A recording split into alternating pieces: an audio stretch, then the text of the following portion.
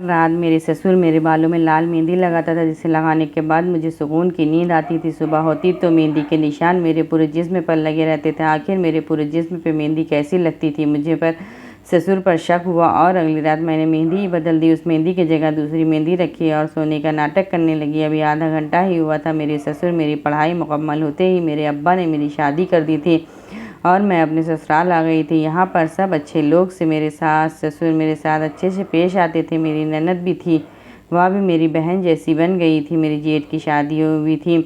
सभी का रवैया बहुत ही अच्छा और नरम था। इनके साथ बहुत जल्दी घुल मिल गई थी। मेरे पति भी बहुत अच्छे ख्याल रखने वाले इंसान थे। शादी के कई महीनों बाद उन्हें दूसरे शहर काम के लिए जाना पड़ा था। उन्होंने मुझे बताया था कि 20 दिन की छुट्टी मिली है, मगर मैंने ज़िद करके छुट्टी 10 दिन बढ़ा दी थी, लेकिन अब और ज़्यादा छुट्टी की गुंजाइश नहीं थी।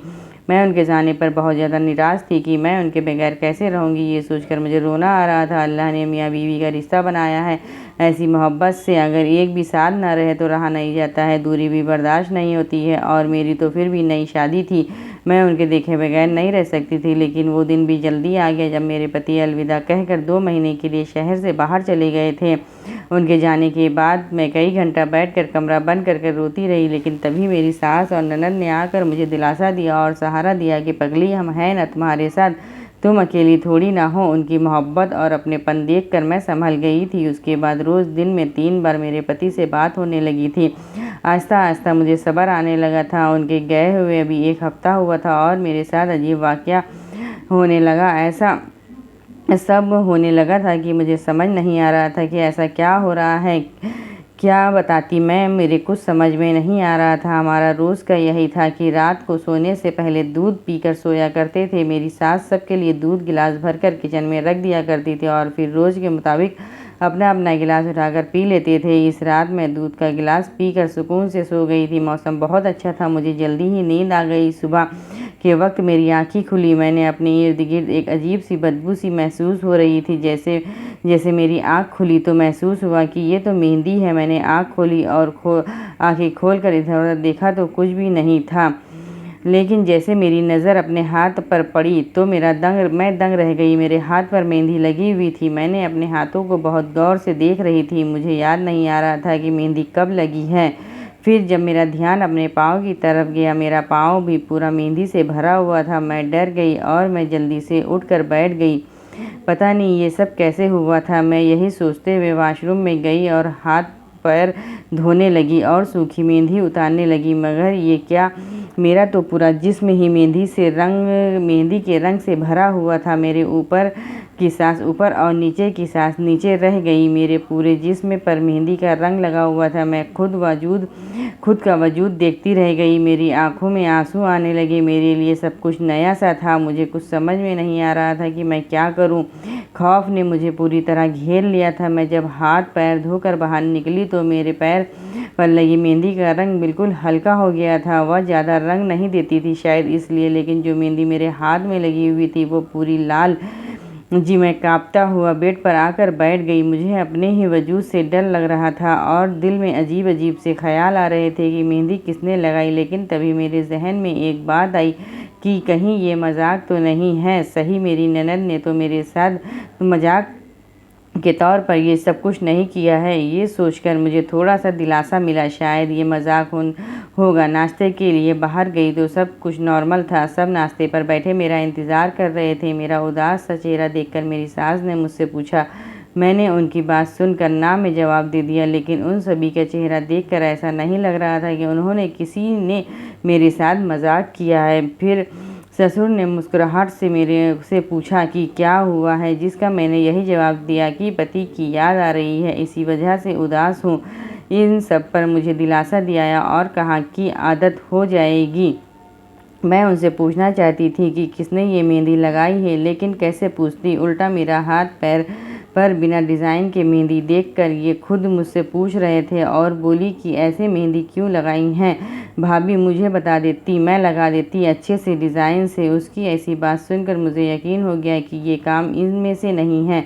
अगले 1 हफ्ते बाद तक कोई ऐसा वाक़या नहीं हुआ। मेरी सास की तबीयत ज़्यादा ख़राब होने लगी थी। हम सबका सारा ध्यान उनकी तरफ ही रहता था, मगर फिर वही जो जिसका हमें डर था। मेरी सास मुझे छोड़कर जा चुकी थी। मेरी सास एक बहुत अच्छी वजूद की मालिक थी, जो मुझे माँ के जैसा प्यार देती थी। उनकी मोहब्बत पर आज तक मेरे दिल में ताज़ा है, लेकिन उनकी ज़िंदगी इतनी थी। सास के इंतकाल पर मेरे पति वापस आ गए थे और मैंने उन्हें काफ़ी सहारा और मोहब्बत दी, क्योंकि वह अचानक ही अपनी माँ की मौत पर बहुत ज़्यादा दुखी हो गए थे। लेकिन उन्होंने वापस भी जाने का साहस की। वफ़ात में के 20 दिन बाद मेरे पति वापस चले गए थे। मैं वो वाक़या बिल्कुल भी भूल चुकी थी, मेरे दिमाग से निकल गया था। वह मेहंदी वाला वाक़या, सास का 40वां गुजर गया था। दुख तो दिल में था ही, लेकिन जाने के साथ सब कुछ नहीं रुकता। सब अपने अपने रूटीन पर वापस आ गए थे। एक दिन मैं बैठी थी और मेरे मन में ख्याल आया कि मैं अपने बालों पर मेहंदी लगाऊं। मुझे अपने लाल बाल बहुत अच्छे लगते थे। मेहंदी पानी में भिगोकर ननद का इंतज़ार कर रही थी। तभी मेरे ससुर वहाँ पर आए और मुझसे पूछने लगे कि तुम यहाँ पर क्या कर रही हो। तब मैंने उन्हें बताया कि मेहंदी लगानी है बालों में, और पता नहीं ननद कहाँ पर चली गई है। मेरे ससुर मेरे पास आकर बैठ गए, मेरे सर पर हाथ पर फेर कर बोले, लाओ मैं मेहंदी लगाता हूँ तुम्हारे बालों में। मुझे बहुत ज़्यादा झिझक महसूस हुई और मैं बोली, नहीं, मैं खुद लगा लूँगी, आपको लगाने की ज़रूरत नहीं है। लेकिन वह हंसकर बोले कि इसमें बुरी बात क्या है, तुम भी तो इस घर का एक मेंबर हो, इतना तो मैं कर ही सकता हूँ। तुम्हारे लिए तुम्हारी सास को भी मेहंदी लगाता था, लेकिन तुम मुझे गैर समझ रही हो तो ठीक है। वह उदास होकर बोले, मेरा मकसद उनका दिल दुखाना नहीं था। आखिर मैंने हिचकिचाते हुए मान गई थी। मैं उनके लिए पानी लेकर आई तो ससुर ने मेरे सर पर मेहंदी लगाना शुरू कर दी। जैसे ही मेहंदी लगा गई वे मुस्कुराकर बोले कि बताओ कैसी लगी है। मैंने भी हंसकर जवाब दिया कि आप तो बहुत अच्छी लगाते हैं। फिर बोले कि ये बची हुई मेहंदी मैं तुम्हारे हाथों पर लगाता हूँ। इससे पहले कि मैं कुछ कह पाती, उन्होंने अपनी उंगली से मेरे हाथों पर ब्रिज पर मेहंदी लगाना शुरू कर दी थी। मैं हिचकिचाते हुए खामोश हो गई थी। उस मेहंदी की खुशबू बहुत तेज़ थी। मेरी नंद खाना बना चुकी थी, मगर मेरे हाथ पर मेहंदी लगी हुई थी, लिहाजा मेरी छोटी ननद ने ही मुझे खाना खिलाया था। मेहंदी की ठंडक की वजह से मुझे नींद बहुत अच्छी सी आ रही थी। मैंने जल्दी से सर धोया और हाथ और बाजू पर लगी मेहंदी को उतारा और नींद में सो गई थी। उस रात मैं बहुत सुकून से सोई थी। आँख जब खुली, जब मुझे कमरे में किसी के होने का एहसास हुआ। मैंने चाहा कि आँख खोलूं, लेकिन नींद मुझ पर इस तरह से आई हुई थी कि मैं अपनी आंखें नहीं खोल पाई। लेकिन जब सुबह हुई तो फिर से खौफ में चली गई।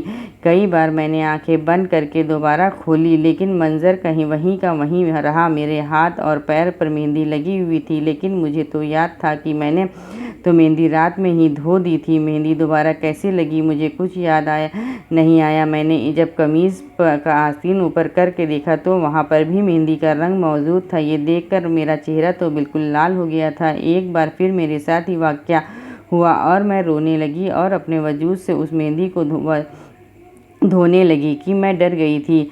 ऐसा कैसे हो सकता है और कोई मेरे मेहंदी लगाए, मुझे पता ही नहीं चला। मैं महसूस भी ना कर सकी। मेरे अजीब से ख्याल आ रहे हुए कि शायद ये किसी और का काम है जो ये सब कुछ कर रहा है। मुझे वैसे भी डर लगता था, और जब मुझे पता चला कि किसी गैर आदमी का काम है तो मैं और ज़्यादा डर गई थी। मुझे तो अपने ही वजूद से खौफ आ रहा था, ये सोच कर कि मेरे सोते हुए कौन मेरे हाथों पर पैरों पर मेहंदी लगा रहा था, और मुझे खबर तक की नहीं थी कि यहाँ तक कि मेरे पूरे वजूद पर मेहंदी लगाई गई और मैं इसे साफ भी कर दिया गया था, लेकिन उसका रंग मेरे जिस्म पर रह गया था। आखिर कौन मेरे पूरे जिस्म पर मेहंदी लगा देता है और साफ भी कर देता है, मुझे कैसे नहीं पता चलता। मेरे दिल चाहा कि मैं अपने पति से बातें करूं कि आखिर ऐसा हो सकता है। ये सोच सोचकर मेरे सर भी बहुत ज़्यादा दर्द शुरू हो गया था और हल्का बुखार भी होने लगा था। मैं काम निपटाकर अपने कमरे में आई और सर दर्द की दवा लेने लगी। जैसे ही मैंने दवाई लेने के लिए दराज खोली तो उसमें मेहंदी का पैकेट भी पड़े हुए थे। एक पैकेट आधा खुला हुआ था और थोड़ा बहुत नीचे गिरी हुई थी। उसे मुझे पता चल गया कि ये वो मेहंदी है जो मेरे हाथ पैर पर लग जाती है। लेकिन सोचने वाली बात, ये कहाँ से मेरे कमरे में। मैंने जो मेहंदी अपने बालों में लगाने के लिए लाई थी उसे तो मैंने उसी वक्त इस्तेमाल कर लिया था। इस समय ये भी भूल गई थी कि मैंने दराज दवाई लेने के लिए खोली थी। लेकिन इस मेहंदी की खुशबू इतनी ज़्यादा थी कि मुझे पैकेट दूर से ही दिखाई दिए गए। उसने सूंघने पर मुझे चक्कर आने लगा। मैंने उस पैकेट को वहाँ रखा और सोचने लगी आखिर ये कैसी मेहंदी थी जिसका रंग भी अलग था और मेरे कमरे में मौजूद थी। लेकिन मेरा दिमाग में धमाका हुआ जब मैंने अपने हाथों की तरफ देखा और पैरों की तरफ देखा कि मेरे हाथ पैरों पर भी तो वही मेहंदी लगी थी, कहीं पर नहीं जिसे मुझ पर लगाया गया हो। मैं बहुत ज़्यादा डर गई थी कि मेरे साथ क्या हो रहा है, मेरा वजूद पर मेहंदी कैसे लग गई थी। और मेहंदी को देखकर ऐसा लग रहा था कि जैसे 3-4 लोगों ने बैठकर मेरे पूरे जिस्म पर लगाई हो। मैं कमरे से बाहर आई और नॉर्मल रहने की कोशिश की। इसके बाद मैंने कुरान पाक की तिलावत करनी शुरू कर दी और पानी दम करके पिया। आधी रात फिर से मैं सो गई और दुआ कर रही थी कि इस रात कुछ ऐसा नहीं होगा, लेकिन मैं गलत थी। सुबह जब मैं उठी तो एक बार फिर मेरे ब्रिज पे फिर से मेहंदी से लथपथ थे और मेरे कपड़े भी मेहंदी से लथपथ थे। ये सब मंजर देखकर मैंने जोर से चीख मार दी। मेरी चीख पूरे घर में गूंज उठी और मेरी चीख सुनकर मेरी ननद और जेठानी मेरे कमरे में आ गई थी। मेरी ये मेहंदी पर लथपथ देखकर वो हैरान रह गई थी। सब मुझे देखने लगी और जेठानी बोली क्या हुआ, ये मेहंदी से कपड़े क्या लथपथ कर रखे हैं। मुझे कुछ समझ में नहीं आ रहा था कि मैं क्या करूं। मैंने हिम्मत करके उन्हें बताना शुरू किया कि ये सब कैसे हुआ। 2-3 बार मेरे साथ हाथ पैर और जिस्म पर मेहंदी लगी हुई होती है। मेरी ननद मुझे घूर कर देख रही थी। सब मुझे बहुत गौर से देख रहे थे। फिर ननद बोली कि तुमने खुद ही मेहंदी लगाई होगी और धोना भूल बिना ही सो गई होगी, इस वजह से तुम्हारे सारे कपड़ों पर लग गई है। इसी बात पर ने ये कहा कि तुम लगाकर सो गई होगी, वजह है से तुम्हारे कपड़ों पर लग गई। ये बातें सुनकर और ज़्यादा रोने लगी और सोच में पड़ गई कि उनको कैसे यकीन दिलाऊं कि मैंने ऐसा नहीं किया है। आखिरकार मैं बोली थी कि इस कमरे में कोई आता है जिसने ऐसा किया मेरे साथ। ये सुनकर वह एक दूसरे को देखने लगे और बोले कि यहाँ पर कोई भी नहीं आ सकता है। घर पर जितने भी लोग हैं सब अपने काम से काम रखते हैं, आपको गलतफहमी हुई है। इतना क्या कर उन्होंने मुझे बाथरूम में हाथ पैर धुलवा दिए और मेरे कपड़े भी साफ़ कर दिए और मुझे नाश्ते के लिए बुला और कहा कि नाश्ता करने आ जाओ, फिर बात करेंगे। मैंने नहाकर कपड़े बदले और अपने आप साफ़ किया, अपने कमरे को साफ़ किया और नीचे गई और मुझे ससुर देखकर परेशान हो गए। उन्होंने मुझे पूछा क्या हुआ। मैंने जो हुआ सब कुछ बता दिया। वह खामोश हो गए और नाश्ता करने के लिए कहा। वह जब नाश्ता कर के उठे तो ससुर मेरे पास आए और आकर बोले कि परेशान मत होना, तुम्हारे साथ तुम्हें कुछ नहीं होने दूंगा। उनकी ये बात सुनकर मुझे दिलासा मिला और उसके बाद जेठानी मेरे पास आकर बैठी और बोली कि तुम डरो मत, हमारे घर में ऐसा कुछ नहीं है।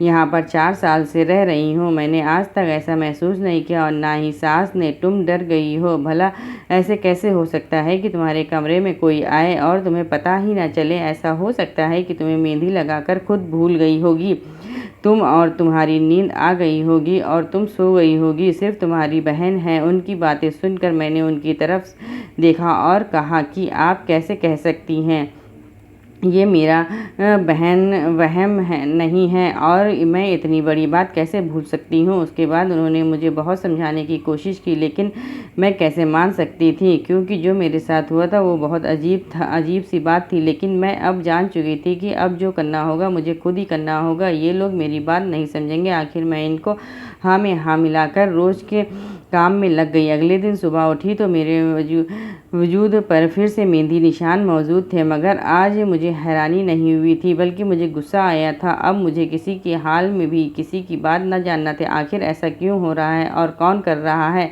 मैंने कुछ सोचा और दराज खोला जहाँ पर वह दोबारा मेहंदी के पैकेट मौजूद थे, मगर हैरत की बात यह थी कि दोनों पैकेट खुले हुए थे। मेरे एकदम से जहन में ये बात आई कि मेहंदी वहीं तो नहीं है जिसकी वजह से मुझे बेहोशी होकर नींद आ जाती है और मैं कुछ सोच समझ ही नहीं सकती थी। मगर अब राज खोलने वाला था। मैंने जल्दी से 2 पैकेट मेहंदी के मंगाए और इन सफ़ेद पैकेट की मेहंदी में गिराकर खुद की मंगाई हुई मेहंदी को भर दिया और पैकेट उसी जगह पर रख दिया। ये अजीब और गरीब हरकत कौन कर रहा है, मुझे ये सब कुछ जानना था। जैसे जैसे रात करीब आ रही थी मेरी जाने से इच्छा भी बढ़ती जा रही थी। आखिर रात हुई और सब खाना खाकर सोने चले गए। मैं जैसे कमरे में गई तो मैं जानबूझकर सोने का नाटक करने लगी, क्योंकि मुझे हर हाल में उस शख्स को पता लगाना था और मुझे सोना नहीं था। रात के 11 बज चुके थे। मेरे कमरे का दरवाज़ा खुला और मेरे ससुर कमरे में आए। आंखें नींद खोलकर सब कुछ देख रही थी। मेरे ससुर अब अंदर आया तो उसके हाथ में कटोरा था। उनका उस तरीके से कमरे में आना मुझे अजीब सा लग रहा था। आखिर इस वक्त इस कमरे में आना क्या काम हो सकता है। लेकिन तभी मुझे 2 लोगों के कदमों की आवाज़ आई। उनके साथ दूसरा भी कोई मौजूद था। मैंने किसी तरीके से आंखें खोलकर देखा तो एक औरत उनके साथ कमरे में दाखिल हुई, जिसका हुलिया बहुत ही अजीब सा था, जैसे कोई जादू टोना करने वाली। उनके इस तरीके से अपने कमरे में देखकर मेरा ब्रीज हिल गया। जहन में बहुत ख्याल आने लगे। तभी ये औरत सामने आकर बैठ गई। मैंने आंखें बंद कर ली और उसने ससुर को कुछ कहा और ससुर उसकी बात मानते हुए मेरे सामने आकर बैठ गए और मेहंदी निकाल कर लगाने लगे। शायद वे मेहंदी निकाल रहे थे। उसकी थोड़ी देर बाद ही मेहंदी मेरे हाथ पैर पर लगाने लगे। ये सब कुछ महसूस करके मेरा दिल चाहा कि ज़ोर ज़ोर से चीख मारूं और सबको उठाकर बता दूं कि आखिर ये लोग मेरे साथ ऐसा क्या कर रहे हैं, लेकिन मैं ऐसा कुछ नहीं कर सकती थी। तभी वो औरत बोली कि इस मेहंदी को लगाकर अब यह बेहोश हो चुकी है, क्योंकि इसमें कुछ ऐसी मिट्टी शामिल है जिससे ज़्यादा सूंघने से इंसान बेहोश हो जाता है। मैं समझ गई थी कि तभी मैं बेहोश हो जाया करती थी। मुझे कुछ भी महसूस नहीं होता था।